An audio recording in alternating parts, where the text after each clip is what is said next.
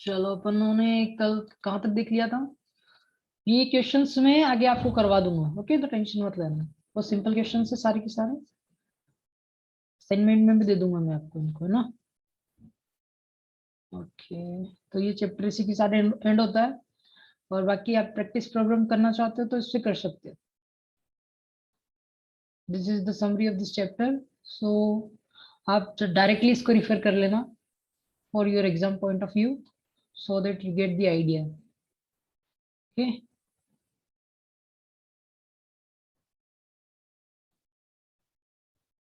it's the next chapter.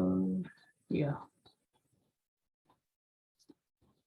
this is the another next chapter, electromagnetic wave और propagation, जो अपना main chapter है, और प्लान वेव जिसे अपन बोलते हैं, जो अपने सिलेबस में है, उसी को अपन आज स्टडी करेंगे। ओके ओके, तो लेट स्टार्ट। देखो, अपन यहाँ पे चार मीडियम की बात करेंगे, ठीक है। एक तो फ्री स्पेस होगा, जिसमें क्या रहेगा, देखो मीडियम कैसे डिफाइन किया जाता है फ्री स्पेस का। अगर इसका सिग्मा 0 है, यानी कि कंडक्टिविटी ऑफ फ्री स्पेस या वैक्यूम भी बोल सकते हो आप उसे, तो उसका जो सिग्मा रहता है, कंडक्टिविटी रहती है, वो कितनी रहती है, 0 रहती है। और एज वेल एज उसकी परमिटिविटी और परमिएबिलिटी दोनों ही एब्सोल्यूट रहती है, एप्सिलॉन नॉट और म्यू नॉट के बराबर। मैंने बता भी दिया है एप्सिलॉन नॉट की वैल्यू किसके बराबर होती है, म्यू नॉट की वैल्यू किसके बराबर होती है। और एक और होता है लॉसलेस मीडिया, लॉसलेस मीडिया भी बोल सकते हो, और डाइलेक्ट्रिक होता है, तो लॉसलेस डाइलेक्ट्रिक के थ्रू ही मीडिया बनता है। तो उसका सिग्मा जो रहता है, अगर लॉसलेस है, जब तक लॉसलेस का मतलब ये होता है कि उसमें कोई रेजिस्टेंस नहीं है। जब रेजिस्टेंस नहीं है तो उसका सिग्मा जो है अप्रोक्सीमेटली 0 होता है, ठीक है, 0 होता है कंडक्टिविटी। और जो एप्सिलॉन और म्यू दोनों एग्जिस्ट करते हैं। और एक कंडीशन ये बाद में बता दूंगा, लॉस टेंजेंट की रहती है, sigma is very very less than omega epsilon. किसी भी मीडियम को आप किस प्रकार से डिफाइन कर सकते हो, उसके लिए ये कंडीशन रहती है, ठीक है। तो ये कंडीशन मैं आपको बता दूंगा, इसे लॉस टेंजेंट के थ्रू आती है, तो ये आपको बता दूंगा। और नेक्स्ट वन रहती है कि लॉसी डाइलेक्ट्रिक। लॉसी डाइलेक्ट्रिक ये रहता है जिसका रेजिस्टेंस कुछ ना कुछ रहता है, इसका मतलब ये रहता है कि कुछ ना कुछ इंपिडेंस इसका रहेगा। और लॉसी मीडियम भी बोल सकते हो उसको, है ना। एक मिनट, तो लॉसी मीडियम के लिए जो सिग्मा रहता है, परफेक्ट कंडक्टर, परफेक्ट कंडक्टर वो पॉसिबल नहीं होता, इसलिए कंडक्टर जो रहता है जैसे लाइक कॉपर बोल सकते हो आप, तो उसका sigma not equal to 0, it means perfect conductor नहीं है। और सेकंड वन क्या है, उसका एप्सिलॉन और रिलेटिव परमिटिविटी रहती है, और रिलेटिव परमिएबिलिटी रहती है, दोनों एग्जिस्ट करते हैं ना, तो उसे लॉसी डाइलेक्ट्रिक बोलते हैं। और गुड कंडक्टर के लिए क्या रहता है, गुड कंडक्टर अप्रोक्सीमेटली जो उसका सिग्मा रहता है, कंडक्टिविटी वो इन्फिनिटी के पास रहती है। और जो परमिएबिलिटी और परमिटिविटी रहती है, वो आपकी परमिटिविटी तो एप्सिलॉन नॉट रहती है, और परमिएबिलिटी म्यू आर के बराबर होती है। यहाँ पे जो गुड कंडक्टर रहता है, जैसे फेराइट कोर हो गया, कभी कभी फेराइट कोर और कुछ इस प्रकार के कंडक्टर रहते हैं जिससे चुंबक वगैरह बनाई जाती है ना, तो उसका कुछ ना कुछ म्यू आर रहता है, रिलेटिव परमिएबिलिटी रहती है, that's why we are taking mu is equal to mu r mu naught. और दिस इज अनदर कंडीशन, तो ये आपको मैं बता दूंगा कि इसे कैसे डिफाइन करते हैं, ठीक है। चलो, नेक्स्ट वन है कि वेव इन जनरल फॉर्म कैसे लिखते हैं। तो this is the general form wave equation, आपने देखा है कभी इसको, एनीवन ऐसी यस डिफरेंशियल सर। इक्वेशन देखी है? यस प्रभा, आपने बताया अभी। सर यू तो नहीं रहता, बाकी वाला तो देखा है सर। ओके ओके, कोई दिक्कत नहीं है। तो एक्चुअली ये जनरल इक्वेशन रहती है किसी भी वेव की। तो यहाँ पे अपन बात करते हैं इलेक्ट्रोमैग्नेटिक वेव की, ठीक है। तो इलेक्ट्रोमैग्नेटिक वेव में क्या रहता है, दोनों कंपोनेंट रहते हैं, इलेक्ट्रिक फील्ड रहती है और मैग्नेटिक फील्ड रहती है। तो सिमिलरली जैसे ई फील्ड है ना, सिमिलरली ऐसे मैक्सवेल मैग्नेटिक फील्ड के लिए भी डिफरेंशियल इक्वेशन है। तो ये डबल डेरिवेटिव वाले डिफरेंशियल इक्वेशन आप बोल सकते हो, ठीक है। तो ये क्या, जब इसका सॉल्यूशन निकालते हैं तो एक वेव इक्वेशन के टर्म में आती है, तो इसे वेव इक्वेशन भी बोलते हैं, ठीक है। तो wave motion occur when a disturbance at point A at t naught time is related to what happen at point B at time t greater than t naught. So wave equation is exemplified by the equation 10.1 9.51 and another equation, okay. तो जो partial differential equation है ना उसको ऐसे represent करते हैं किसी भी वेव इक्वेशन को। चलो ये अपन हेल्महोल्ट्ज इक्वेशन के थ्रू ड्राइव करेंगे ना, तो इसको भी आप यहीं पे छोड़ दो। इसकी कोई ये इतना ये नहीं, ये मैंने बता दिया था कल, शायद मैं डिस्कस कर रहा था इसी चीज को ना। ए ई प्लस, ये से ई प्लस का मतलब क्या होता है, फॉरवर्ड वेव। ओके, जब जैसे मैंने यहाँ पे ई प्लस लगाया है ना, इसका मतलब होता है फॉरवर्ड वेव, और ई माइनस लगाया इसका मतलब है backward wave. Okay, backward wave और फॉरवर्ड वेव का मतलब आप समझते हो क्या होता है? एनीवन, किसी को पता है? Yes sir. बताओ क्या होता है? सर उसकी वो हमने किया था ना, आपने कल ही तो बताया था। हाँ, ऐसे कुछ मैं बता रहा था जैसे forward wave. Let me show you. Okay, देखो जैसे ये मीडियम, ये बाउंड्री समझ लेना। यहाँ पे मैंने क्या रखा हुआ है, वाटर रखा हुआ है, और यहाँ पे ऑयल है, ठीक है। दिस इज योर ऑयल और दिस इज योर वाटर। अब कोई इलेक्ट्रोमैग्नेटिक वेव है इधर से आ रही है, ठीक है। इलेक्ट्रोमैग्नेटिक वेव वाटर से आते हुए कहां से, इस बाउंड्री से टकराई, ऑयल की बाउंड्री से, और फिर इसमें चली गई। ओके, तो जैसे ही इसने जो डायरेक्शन है, वो डायरेक्शन अगर पॉजिटिव, या मान लेता हूं कि जो वेव चल रही है वो पॉजिटिव जेड डायरेक्शन में चल रही है ना, तो यहाँ पे जो पॉजिटिव जेड डायरेक्शन बता रहा है ना, तो ये पॉजिटिव जेड डायरेक्शन शो करता है कि ये फॉरवर्ड वेव है। कौन सी वेव है? This is forward wave. Clear है सबको? What is the meaning of forward wave? Yes sir. Yes sir. आप इसको डायरेक्टली कैसे रिप्रेजेंट करते हो? ऐसे रिप्रेजेंट भी कर सकते हो, this is also forward wave. या और अगर बैकवर्ड वेव होती तो वो क्या होती, उल्टी डायरेक्शन में चलती, इस प्रकार से, ठीक है। तो this is your backward wave, जो कि माइनस जेड डायरेक्शन की ओर जा रही है। क्लियर है सबको? फॉरवर्ड वेव और यस बैकवर्ड वेव। यस तो सर। इसको किस प्रकार से रिप्रेजेंट करेंगे? ई फील्ड से, तो ई फील्ड ई प्लस, और इसको ई माइनस से रिप्रेजेंट कर लेंगे, ठीक है। समझ में आ गया आपको दोनों, दोनों का मतलब? सर, लेकिन जिसमें प्लस करते हैं तो वो तो सर बैकवर्ड होती है ना, देखो, और जिसमें माइनस करते हैं हाँ, वो अरे फॉरवर्ड। एक्चुअली ये प्लस साइन का मतलब फॉरवर्ड बताता है, यानी कि प्लस जेड डायरेक्शन में जा रहा है, इसका मतलब। अभी मैं आगे लिख रहा हूँ। अब जैसे ई नोट, इसका इसको वेव के फॉर्म में कैसे लिखेंगे? एक तो इंस्टेंटेनियस फॉर्म में, ई की power j omega T dot E की पावर जे माइनस ऑफ, यहाँ पे माइनस साइन आ जाएगा तो बीटा जेड, ठीक है। दिस इज योर बीटा और दिस इज जेड, ये नेगेटिव साइन आ गया। अब देखो इसको थोड़ा सोल्व करो। ई नोट, ई नोट, यहाँ पे ई नोट है ना, ई नोट इसका एम्पलीट्यूड है ई की power j omega t minus of beta Z, और ये कोष्टक लगा दिया मैंने, ठीक है। समझ में आ रहा है? अब थोड़ा इसका रियल पार्ट ले लो, इसका रियल पार्ट ले लो। अपन जब भी वेव इक्वेशन लेंगे तो उसका रियल पार्ट लेंगे ऑलवेज, ठीक है। तो जैसे रियल पार्ट लेंगे तो क्या बनेगा? ई नोट कोस ओमेगा टी, बनेगा कि नहीं बनेगा, बोलो? Omega t minus yes beta sir. Z, that's all. अब देखो बीटा जेड, यही जो नेगेटिव साइन आ गया है यहाँ पे, this is negative sign, show क्या करता है कि दिस इज वेव, कौन सी है ये? फॉरवर्ड वेव है। Okay, this is forward wave. यहाँ का पॉजिटिव साइन बताता है कि प्लस जेड डायरेक्शन की ओर जा रही है। अब यहाँ पे जो ये जो बैकवर्ड वेव है ई माइनस वाली, तो इसको कैसे रिप्रेजेंट करेंगे? E minus is equal to E naught. मैं डायरेक्टली लिख सकता हूँ कि पहले आपको पूरा बताऊं, ई की power j omega T instantaneous form में, डॉट ई की पावर प्लस जे ओमेगा, जो जे बीटा जेड। ओके, तो this is your backward wave. Okay, clear हो गया दोनों में अंतर? रिप्रेजेंटेशन देख यस लिया सर। आपने? Yes sir. यहाँ पे हमेशा कंफ्यूज मत हो जाना कि यहाँ अगर नेगेटिव साइन है तो यहाँ पे भी नेगेटिव साइन रहेगा। हमेशा ध्यान रखना, नेगेटिव साइन का मतलब नेगेटिव जेड डायरेक्शन में। ओके, और यहाँ पे जो डायरेक्शन रहता है वो ऑटोमेटिकली बैलेंस हो जाता है, इसलिए that's why it we are taking positive direction. तो ई नॉट ई की पावर जे ओमेगा टी, मैं बताता हूँ कैसे आता है, ई की power j omega t minus, sorry plus beta z. Hello sir. हाँ बोलो, क्या हुआ? सर बोल रही थी यहाँ पे जो ई माइनस है वो तो बस डायरेक्शन को कर नहीं जा रही है अच्छे से। क्या? हेलो। हाँ बोलो, एक बार वापस से बोलो। आवाज कट रही है क्या सर? हाँ थोड़ी आवाज कट रही है आपकी, अब बोलो सर वापस बोल से। रही थी ये जो ई नेगेटिव है, हाँ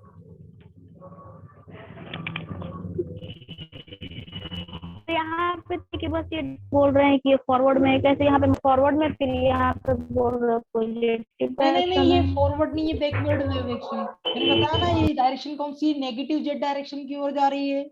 नेगेटिव जेड डायरेक्शन को ई माइनस से रिप्रेजेंट करते हैं, this is your E minus, that's why we are taking E minus.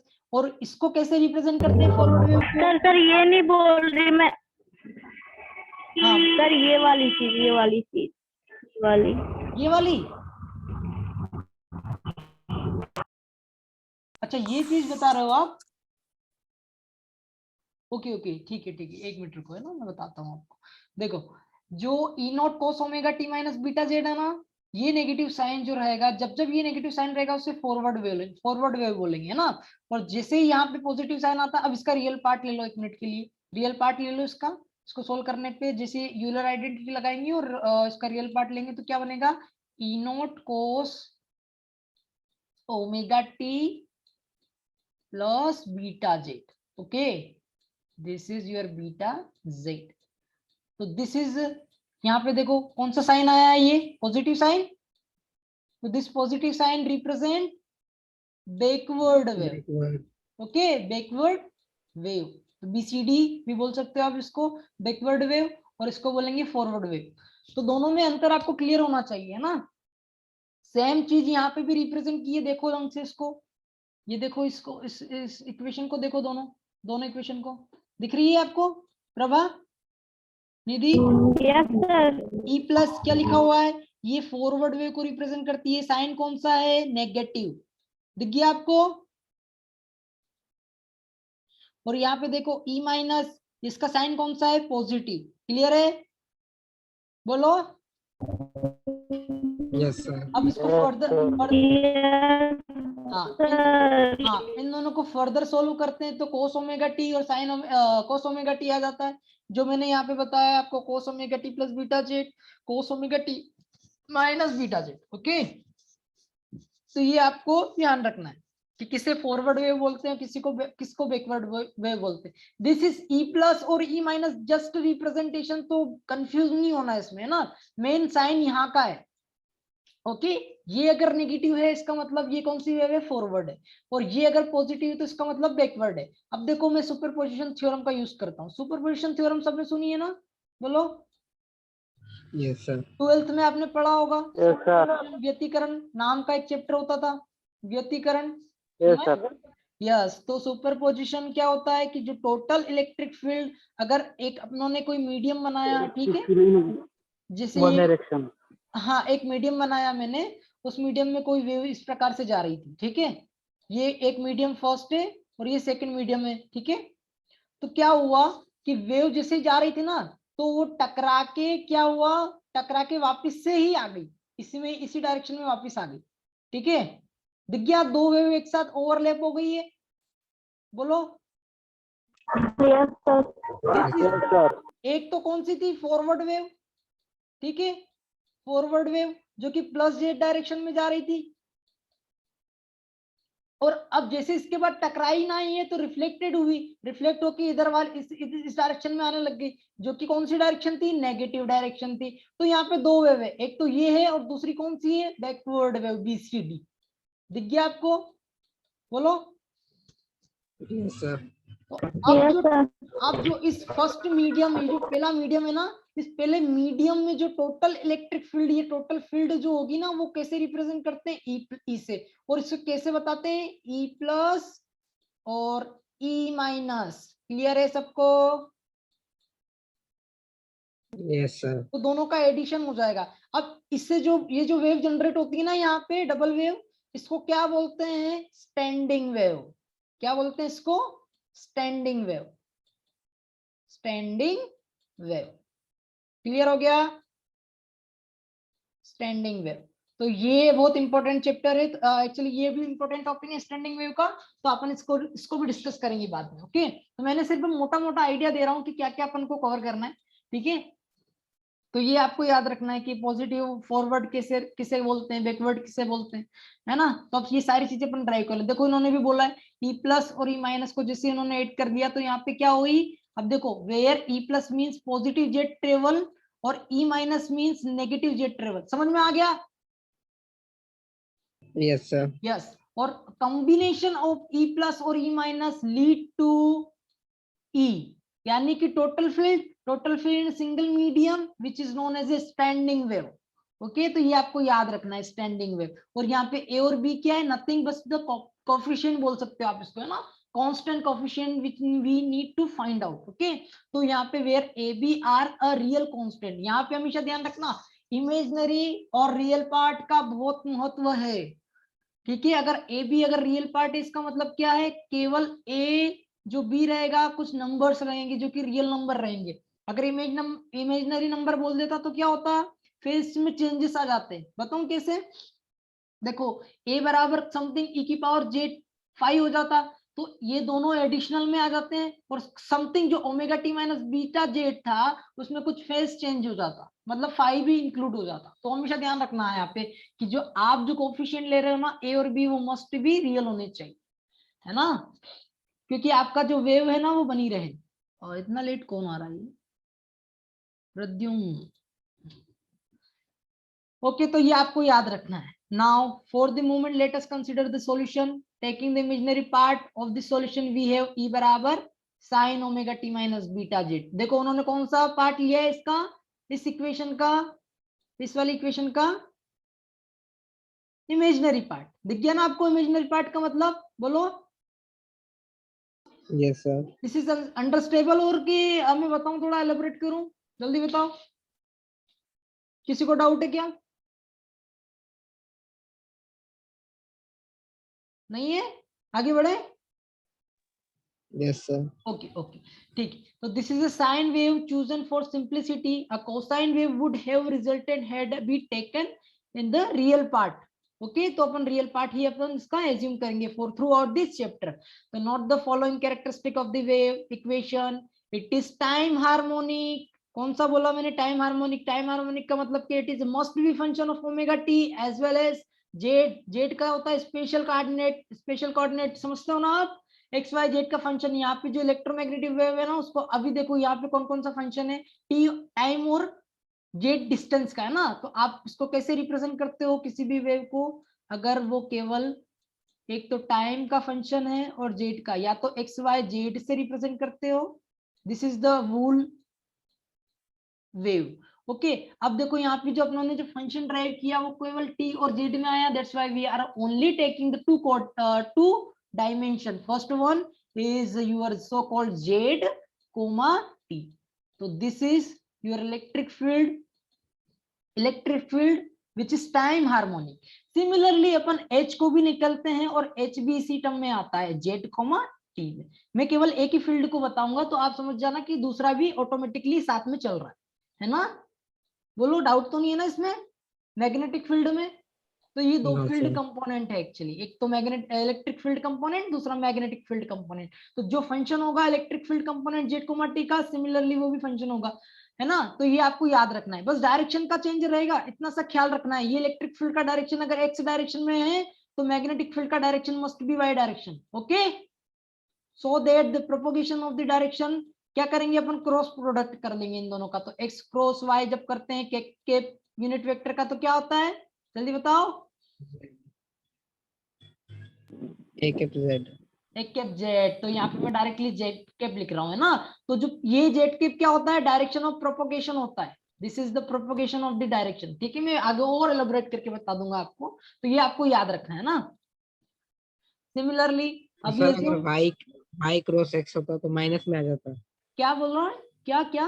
अगर y क्रॉस x होता हाँ तो बिल्कुल ये माइनस बिल्कुल में आ जाता। बिल्कुल, ये माइनस में आ जाता। अगर यहाँ पे y क्रॉस एक कैप एक्स होता तो ये बिल्कुल आपका जो डायरेक्शन ऑफ प्रोपोगेशन रहता वो माइनस जेड कैप डायरेक्शन में रहता। इसका मतलब क्या है कि जो वेव प्रोपोगेट कर रही है ना, वो जैसे कोई मीडियम मैंने बनाया अभी, जैसे मैं बता रहा था ना कि इस प्रकार से वेव जा रही है और ये प्लस जेड डायरेक्शन की ओर ट्रेवल कर रही है, ठीक है, ये प्लस जेड डायरेक्शन की ओर ट्रेवल कर रही है। तो उसमें क्या एक इलेक्ट्रिक फील्ड कंपोनेंट है और दूसरा मैग्नेटिक फील्ड कंपोनेंट है, और दोनों के दोनों ही एक दूसरे के परपेंडिकुलर है, हमेशा ध्यान रखना है ना, दोनों एक दूसरे के परपेंडिकुलर होना चाहिए। तो फर्स्ट कंपोनेंट एक्स डायरेक्शन में है और सेकंड कंपोनेंट वाई डायरेक्शन में है। तो फर्स्ट कंपोनेंट जो इलेक्ट्रिक फील्ड का है वो ई, और इसको ई से रिप्रेजेंट करेंगे, वो एक्स डायरेक्शन में है, और जो दूसरा वाला है वो एच मैग्नेटिक फील्ड का जो कंपोनेंट है वो वाई डायरेक्शन में। अब दोनों को क्या करो, आप क्रॉस प्रोडक्ट करो।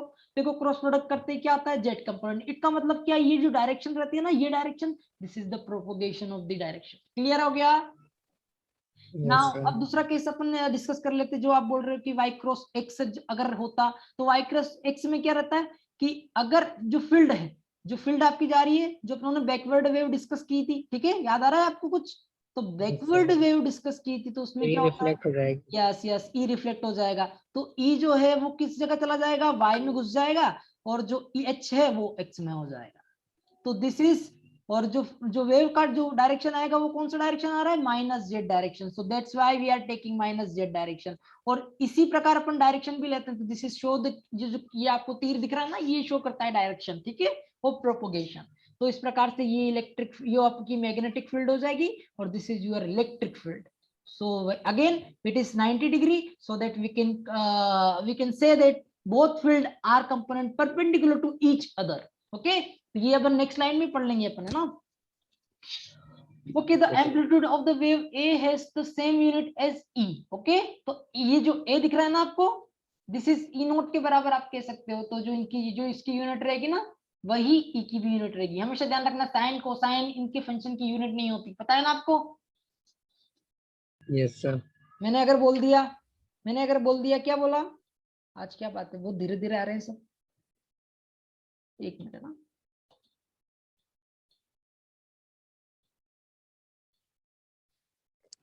या है ना, एक मिनट रुकना। क्या बता रहा था, हाँ, अगर मैंने इसे लिख दिया साइन फाई, तो मुझे कोई बता सकता है इसकी यूनिट क्या है? नहीं पता ना, क्योंकि फाई के एंगल, हाँ, फाई के अंदर कुछ एंगल रखूंगा 30 डिग्री, तो 30 डिग्री की वैल्यू कितनी होती है, 1/2। Yes sir. तो 1/2 के पीछे कोई यूनिट लगाते हो क्या आप? नहीं ना। No sir. ओके, तो हमेशा ध्यान रखना, अगर फाई के बराबर अपन कुछ चीज लिख रहे हैं, अगर फाई के अंदर अभी देखो अपनों ने क्या लिखा, omega t minus beta z, yes, लिखा कि नहीं लिखा? तो इसका मतलब क्या है कि ये यूनिट नहीं है, फाई की यूनिट नहीं है। देखो ये बैलेंस हो जाता है ऑटोमेटिकली, क्योंकि ओमेगा क्या होता है पता है ना आपको, फ्रीक्वेंसी होती है, angular frequency 2π/t, where t is a time period, और जो यहाँ पे क्या है, टाइम, ठीक है। तो this is also time, this is also time. तो यूनिट कैंसिल हो गई, तो क्या बचा 2π, जो कि रेडियन की यूनिट है। तो अपनों को रेडियन में ही एंगल डालना पड़ता है, या तो डिग्री में डालते या रेडियन में डालते, तो ऑटोमेटिकली साइन इसको खा जाता है, मतलब बैलेंस कर देता है ना। और इसी प्रकार से बीटा जेड की भी यूनिट देख लेते हैं। तो बीटा बराबर क्या होता है, ये ओमेगा टी लिखा हुआ है ना मैंने, ओमेगा टी। और बीटा जेड के लिए क्या होता है, beta z is equal to होता है 2π/λ, 2π/λ मल्टीप्लाई विथ जेड। तो देखो जेड जो रहता है वो क्या रहता है, मीटर में, और जो फ्रीक्वेंसी रहती, सॉरी, वेवलेंथ रहती है वो मीटर में रहती है एज वेल एज। तो मीटर से मीटर भी कैंसिल आउट हो जाता है। Again it is come to the radians. तो अपन वापस जो एंगल डालते हैं वो रेडियंस में डालते हैं। तो ये जो 30 डिग्री या तो रेडियन हो सकता है या 360 डिग्री हो सकता है ना। तो 360 डिग्री और 30 डिग्री जो अपन एंगल डालते हैं, इसलिए साइन की जो अंदर जो भी फंक्शन जाएगा या कोस के अंदर जो भी फंक्शन जाएगा उसकी कोई यूनिट नहीं होती, ठीक है। तो इसकी यूनिट नहीं होती, डायरेक्टली आपको वैल्यू मिलती है। इसलिए we have to put a constant so that we can define any field.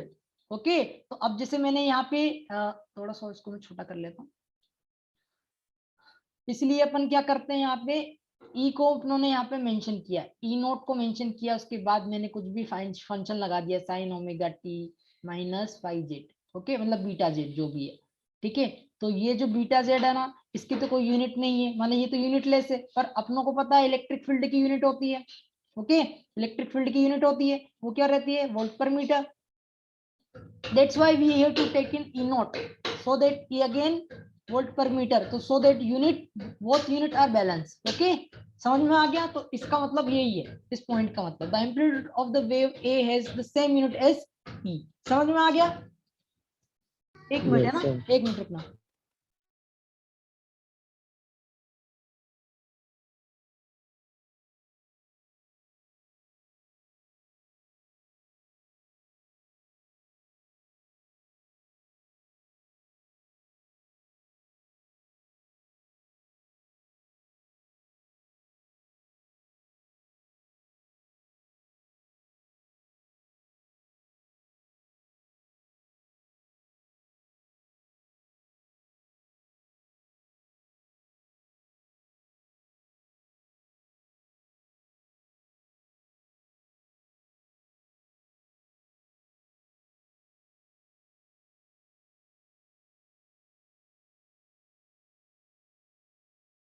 Hello, आवाज आ रही है ना आपको? सॉरी एक मिनट है ना, थोड़ा सा काम आ गया। तो ये सेकंड पॉइंट भी क्लियर हो गया ना आपको? किसी को डाउट है क्या? बोलो। No, sir. ओके, तो नेक्स्ट वन क्या है? The face in radiance. बोल दिया मैंने कि फाई को फेस से रिप्रेजेंट करते हैं, तो ये हमेशा इन रेडियंस में बोल सकते हो और डिग्री में भी बोल सकते हो। ओके, और the wave depends on the time and special variable Z which is T, और जेड के ऊपर ही डिपेंड करेगा। ठीक है, तो इसको कैसे रिप्रेजेंट करेंगे? Omega t minus beta Z. The face और फाई एक ही बात है, जो अपनों ने यहाँ पे बता दिया है, phi is equal to omega t minus beta z. Now next one क्या है? The angular frequency omega is given in radian per second. ये तो आपको पता ही होगा, बोलो, पता है ना? Yes, sir. हाँ, आपने उसमें भी पढ़ा होगा, आपने सिग्नल और सिस्टम पढ़ लिया ना, सिग्नल सिस्टम। Yes, sir. हाँ, तो उसमें ओमेगा रहता है ना, वही ओमेगा ये है। तो ओमेगा किसके बराबर होता है? चलो मैं कुछ बता देता हूँ आपको ओमेगा के बारे में भी। जो ओमेगा रहता है वो ओमेगा, वैसे मैंने बता दिया आपको, omega is equal to 2 pi by t, time T. Period है। ठीक है, और टाइम पीरियड बराबर क्या होता है? 1 बाई फ्रीक्वेंसी, पता है ना? तो इसको जैसे Yes, अपन sir. थोड़ा सा लिखेंगे तो 2 पाई एफ आ जाएगा। तो this is the first one omega. और नेक्स्ट वन क्या है? बीटा कांस्टेंट है, तो बीटा को बोलते हैं फेज कांस्टेंट। क्या बोलते हैं इसको? Phase constant. और इसकी वैल्यू किसके बराबर होती है? 2 पाई बाई लैम्बडा। ठीक है, this is lambda is nothing but the, बताओ लैम्बडा क्या है? वेवलेंथ। याद है ना वेवलेंथ का फॉर्मूला क्या होता है? वेवलेंथ। वेवलेंथ का फॉर्मूला होता है सी बाई एफ।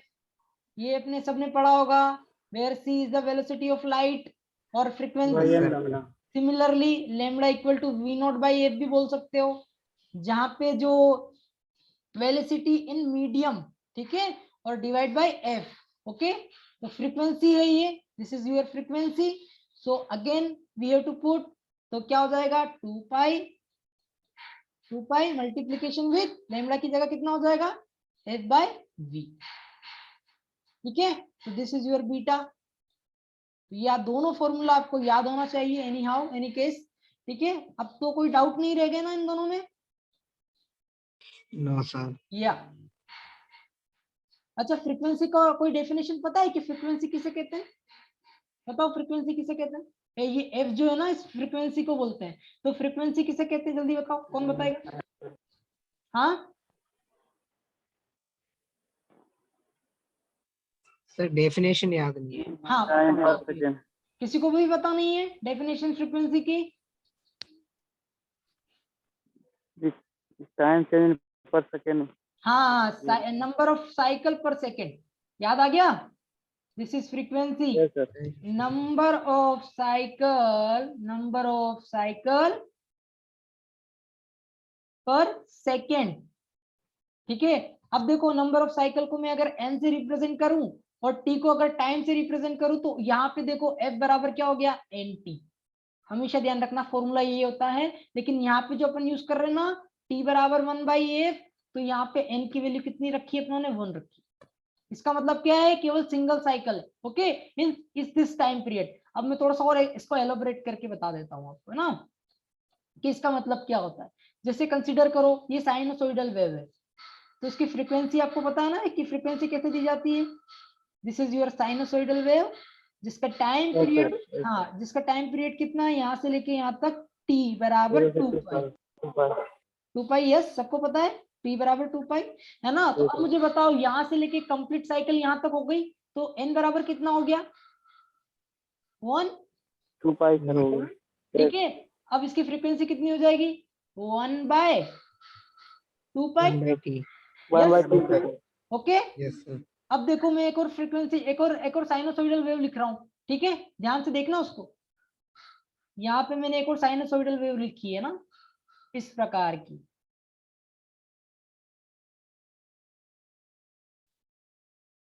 और मैंने टाइम पीरियड दे दिया, कितना टाइम पीरियड दे दिया, यहाँ तक का टाइम पीरियड दे दिया t।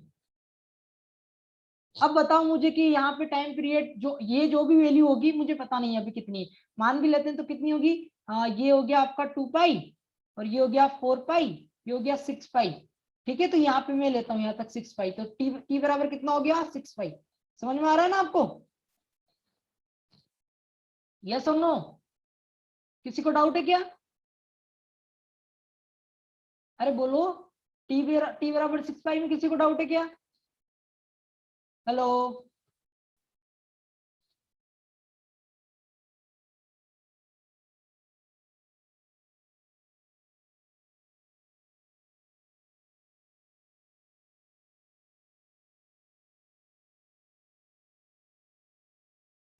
हेलो, आवाज आ रही है, यस सर। हाँ ओके। तो टी बराबर 6 पाई में किसी को डाउट है क्या, मेरा टाइम पीरियड मैंने बोल दिया कि यहाँ से ये 0 है, ये 2, ये पाई है, ये 2 पाई है, 3 पाई है, 4 पाई है, 6 पाई है, और ये सॉरी कितनी हो जाएगी 1 2 3 4 5 6 और ये 7, तो 7 पाई एक्चुअली होगा है ना 7 पाई।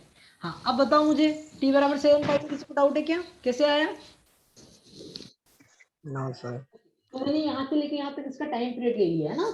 अब देखो अब इसमें कितनी साइकिल्स आ रही है, टोटल साइकिल का नाम बताओ कितनी साइकिल से, एन की वैल्यू बताओ मुझे कितनी होगी, गिन के बताओ जल्दी, कौन बताएगा, 3 है सर। यस 1 3 2 और 3, तो एन बराबर कितना हो जाएगा 3। तो अब बताओ फ्रीक्वेंसी कितनी हो जाएगी, frequency is equal to 3/7 2 pi pi. Yes समझ में आ गया ना फ्रीक्वेंसी कैसे निकालते हैं। अब किसी को डाउट तो नहीं रहेगा ना। अब हमेशा ध्यान रखना कि जो फॉर्मूला लिखा हुआ ना अपने F बराबर 1/t, F बराबर 1/t, this is only valid for single cycle. समझ में आ गया। यहाँ यस पे सर। n की वैल्यू कितनी Yes, sir. n 1 रखी है, ओके। तो ये 1 ध्यान रखना। तो फॉर्मूला क्या होता है, generalize formula, number of cycle upon second, यानी कि n/t, t क्या है टाइम पीरियड और n क्या है नंबर ऑफ साइकिल, तो that this is the definition of frequency. तो ये आपको हमेशा याद रखना, this is very important. Now further अपन ने फ्रीक्वेंसी भी डिस्कस कर लिया है, तो आगे बढ़ते हैं। तो अब देखो यहाँ पे आप देख सकते हो ये एक फॉरवर्ड वेव को डिनोट कर रहा है कि नहीं कर रहा है, फॉरवर्ड वेव को पता कैसे चलेगा, फॉरवर्ड वेव को Yes, पता sir. चल रहा है, कौन बताएगा। सर वो पॉजिटिव डायरेक्शन में इसे है ना। इसमें पता नहीं चलता है, लेकिन हाँ आप देख सकते हो कि यह जेड प्लस जेड डायरेक्शन की ओर बढ़ती हुई जा रही है, इसका मतलब ये कौन सी है, फॉरवर्ड वेव। अपन को सिर्फ डायरेक्शन मेंशन कर, अगर मैं यहाँ पे तीर का निशान लगा देता ना इस प्रकार का, तो ये अपन बोल देते कि फॉरवर्ड वेव। और अगर यहाँ से अगर ऐसा निशान लगा देता ना मैं डाउनवर्ड डायरेक्शन में, तो वो बैकवर्ड वेव हो जाती। बाकी सब चीजें सेम आती है। अब ये बाकी सब तो आपको सब पता ही है, 0 λ/2 और लेमडा, फिर 3 λ/2 2 लैम्डा, ये कैसे आया, कोई बता सकता है। चलो मैं Yes, sir. बताता हूँ। Every cycle. हाँ ये भी साइकिल्स में ही आप रिप्रेजेंट कर सकते हो। चलो मैं इसको थोड़ा सा एक्सप्लेन कर लेता हूँ और अच्छे तरीके से, तो आपको समझ में आ जाएगा, है ना। या देखो t बराबर मैं 0 पे ले रहा हूँ किसी भी, यहाँ पे मैंने जो इक्वेशन है अपनी कौन सी, मैं वेव की इक्वेशन जो अपन फॉरवर्ड वेव ले रहे हैं, E plus is equal to E naught cos of omega t minus beta z. Yes okay. तो अब देखना ध्यान से इसको कि मैं क्या कर रहा हूं, मैं पहले t बराबर 0 पे ले रहा हूं, ध्यान रखना। तो अब फॉर्मूला कितना हो जाएगा, formula E plus is equal to E naught cos, ये 0 हो जाएगा तो माइनस बीटा जेड रह जाएगा। Yes yes sir. और ये किसके बराबर हो जाएगा, ई note 1।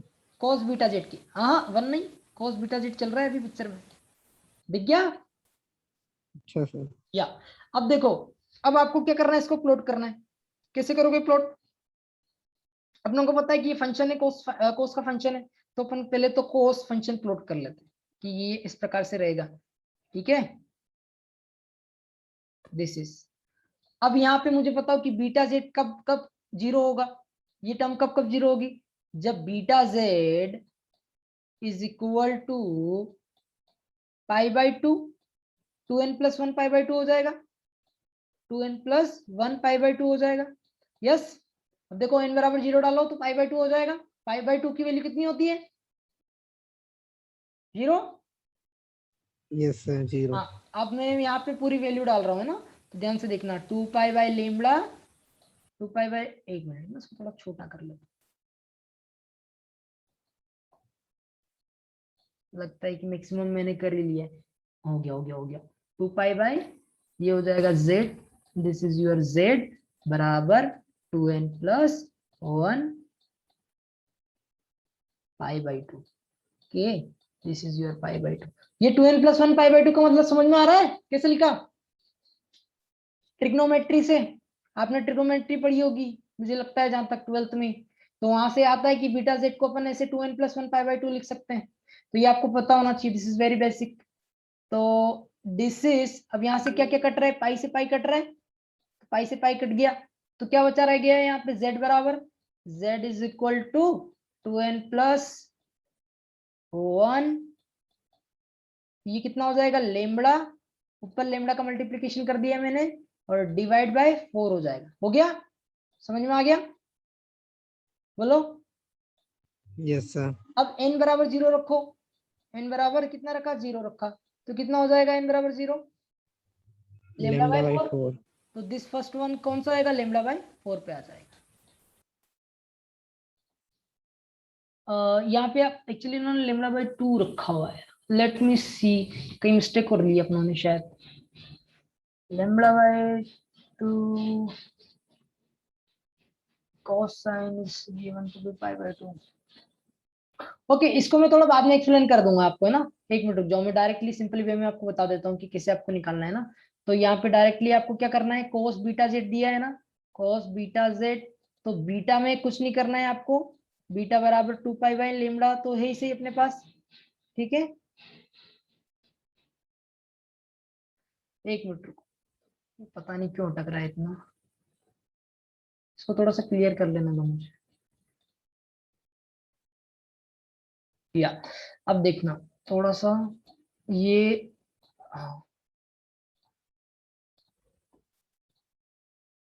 This is your cos sine, okay, अपने पास cos omega, cos beta z पड़ा हुआ है, बीटा जेड, और ये एम्पलीट्यूड हो जाएगा आपका E naught, this is E naught और this is minus E naught, okay. तो ये पूरा यहाँ से आप ले लेना, ठीक है। अब देखो बीटा जेड बराबर क्या होता है, 2 pi by lambda, 2 pi by lambda, तो पुट कर लो इसको यहाँ पे, तो कोस, ये हो जाएगा कोस 2 pi by lambda multiplication with z, ठीक है, z। अब देखो z की वैल्यू के ऊपर डिपेंड करेगा कि ये कितना, कहाँ कहाँ क्या कौन कौन सी वैल्यू देगा, है ना। तो z बराबर सबसे पहले कौन सी लेते हैं, लेमड़ा बाय 2 लेते हैं, ओके। तो लेमड़ा बाय 2 लेके देखें, तो लेमड़ा बाय 2 रखो यहाँ पे, तो ये लेमड़ा से लेमड़ा कट जाएगा और 2 से 2 कट जाएगा, तो -1 आ जाएगा। तो अभी भी एक्चुअली -1 सेटिस्फाई नहीं कर रहा है, एक मिनट रुको, ओके ओके ओके ओके, अपना ने जो निकाला था ना वो सही था एक्चुअली, ये फेस थोड़ा सा दिख रहा है ना सबको यहाँ पे, ये t बराबर 0 पे नहीं लिया हुआ है, इन्होंने t बराबर सम वैल्यू पे लिया हुआ है, दैट्स व्हाई वी